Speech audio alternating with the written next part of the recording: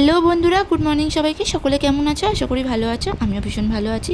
সকাল সকাল আজকে তো আর ওঠা হয়নি, বরের মর্নিং ডিউটি রয়েছে, তো কী হয়েছে, আজকের আর ওঠা হয়নি, কারণ ওয়েদার যদি এতটা সুন্দর থাকে সেক্ষেত্রে আর ওঠা হয় না। তো উঠেছি আজকের আধ ঘন্টা আগে, প্রায় 6:45 উঠেছি, আর আমার বর বেরোবে 7:15 থেকে 20। তো যাই হোক, প্রত্যেক দিন তো আর সমান হয় না, দেরি হয়ে গেছে, কিছু করার নেই।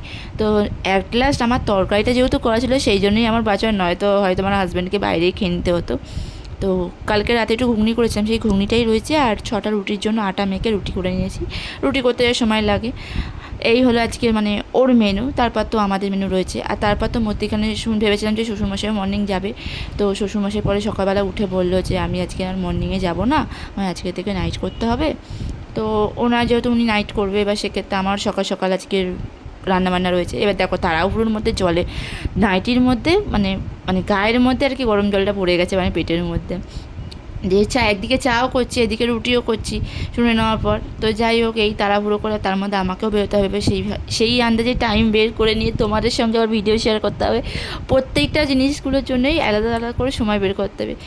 তো যাই হোক, সব কিছুই মোটামুটি কমপ্লিট করলাম। করে টোরে নিয়ে এবার ওর টিফিন গোছানোর পালা। টিফিন কী কী দিয়েছি দেখো, ঘুগনি দিয়েছি, আর এই কন্টেনারটার মধ্যে ফল, আর পাশে আছে রুটি, আর তার মধ্যে ডিম সেদ্ধ। তো চল ঝটপটগুলো টিফিন বক্সগুলো গুছিয়ে নিই। আর জানো তো, বড়দের ব্যাগ গোছানোর দায়িত্ব মনে হয় বউদেরই থাকে। আমি জানি না, সেটা কমেন্টে জানিও তো তোমরা সবাই।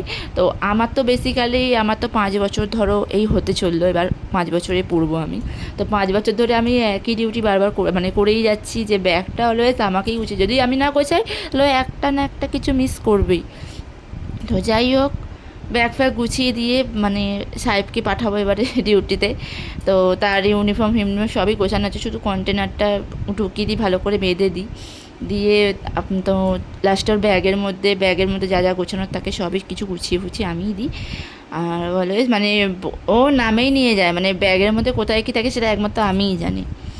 তো সমস্ত কিছু গুছিয়ে টুচিয়ে নিয়ে আসার পর এবার লাস্টে ও যখন বেরিয়ে যাবে, তো সবার লাস্টে আটা খেয়ে, এবার শ্বশুরমশাই যেহেতু ঘুমোচ্ছে, এবার তারপরে ওনাকে টিফিন দেবো, চা দেবো, দিয়ে তারপর লাস্টে আমি রান্নার ঘরে ঢুকবো। এই হচ্ছে আমার এখন পর্যন্ত টাইমটা এরকম বাঁধা আছে। এবার তার মধ্যেখানে কী কী করবো জানি না, সেগুলো তোমাদের সঙ্গে শেয়ার করবো।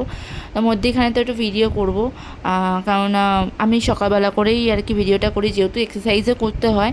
তো সেক্ষেত্রে ভাবি সকাল টাইমটা যদি ভিডিওটা করে নিই, তাহলে এক্সারসাইজও হয়ে গেল, আর আমার ভিডিও করা হয়ে গেলো। আর এখন তো মর্নিংয়ে এখন আগে তো সকালে সকালে হাঁটতে যেতাম, এখন আর হাঁটা হয় না। তো যাই হোক, ভিডিওটা কেমন লাগলো অবশ্যই কেন জানিও। চলো টাটা।